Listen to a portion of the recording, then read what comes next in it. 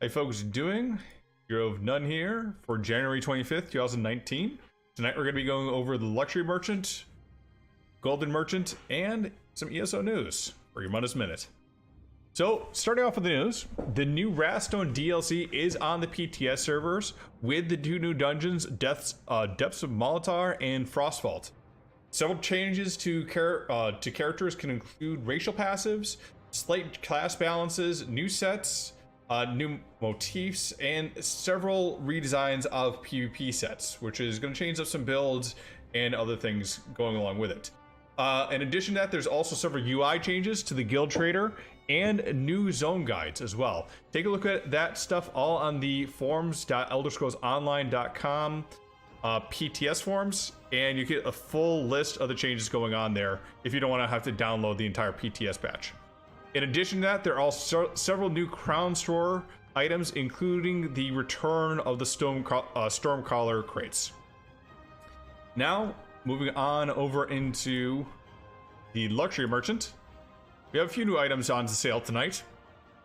Currently, Alien Sconce empty. It's Switch Ancient.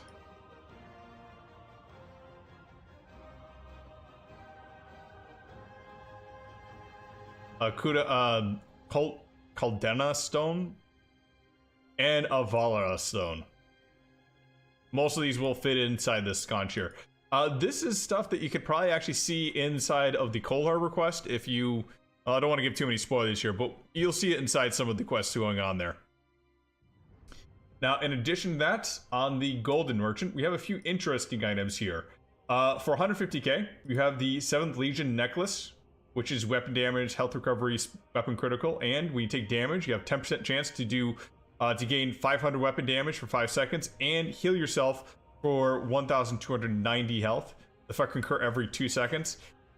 This is actually a pretty good set. If you plan to do some stamina PvP, I would recommend this set. Except for maybe a Nightblade, this is used by DKs, Wardens, and a whole lot of the classes. The only equivalent to this might be the Fury set, but the Fury set takes a while to proc up. This is 10% chance once it procs, you got that 500 weapon damage, and it gives good burst. So definitely recommend picking this up if you do not have it already. And 150k, it's definitely a steal. Thunderbugs, physical resistance, spell damage, and when you take physical damage, you have 50% chance to return 6,450 shock damage in a 5 meter radius to you.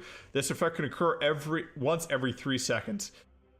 Not a bad proc, but honestly, there's other sets that work a little bit better than this and also give back health.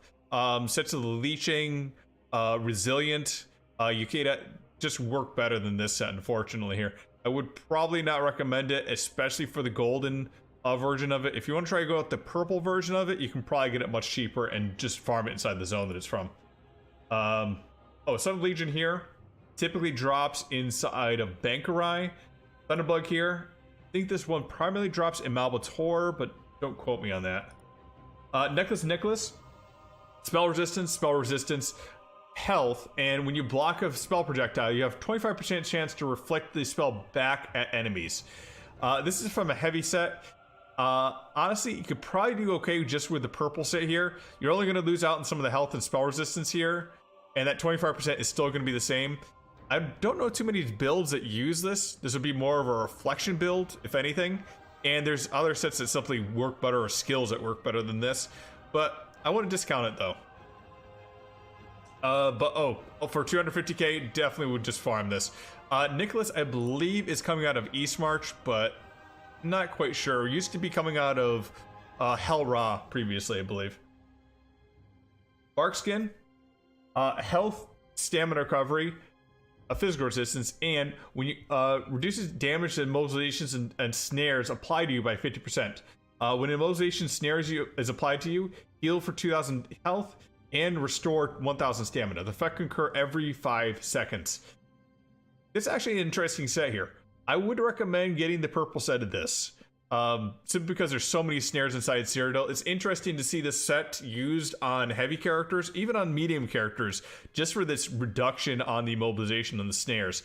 The health and stamina really isn't that great, I'd say, but it's still something extra to add to this 50% that you get on top of this. For 250k gold though, for the gold, maybe you want to pass on this and get just the purple. In addition to that, for 100k, you can get the Chokethorn Guys. This comes out of, I want to say Elden Root 1. And it's magic recovery, and when you use a healing ability, you have a 15% chance to summon a Grey Strangler to heal you and your ally for 18k health over 4 seconds. That can occur every 10 seconds. For newbie healers, I would say this is a pretty good set to try. The other one that you can get from that same dungeon in version 2 is the Bogdan set, which I think is a little bit better, but for newbie healers, I wouldn't say this is that bad. For 100k, I wouldn't say it's that, it is not that bad to get, but you probably have some other stuff you probably want to buy with that 100 gold. You could probably farm it out from that dungeon a little bit easier than it is to get that 100 gold back. In addition to that, Maw of the Infernals hat adds in max health, and when you deal damage with light or heavy attack, you have 10% chance to summon a fire-breathing Daedroth for 15 seconds. The Daedroth basic attack is 5,000 flame damage. The effect can occur every 15 seconds. So basically, you get a Daedroth up, and you can have it up a pretty good amount of time if your weaving is good. This comes out of Banished Cells 1. I want to say Banished Cells 1, but it could be Banished Cells 2. I apologize, I don't remember that off the top of my head. I would say it's easier to farm this out of that dungeon rather than it is to get it. So for 100k, probably would pass up on it myself.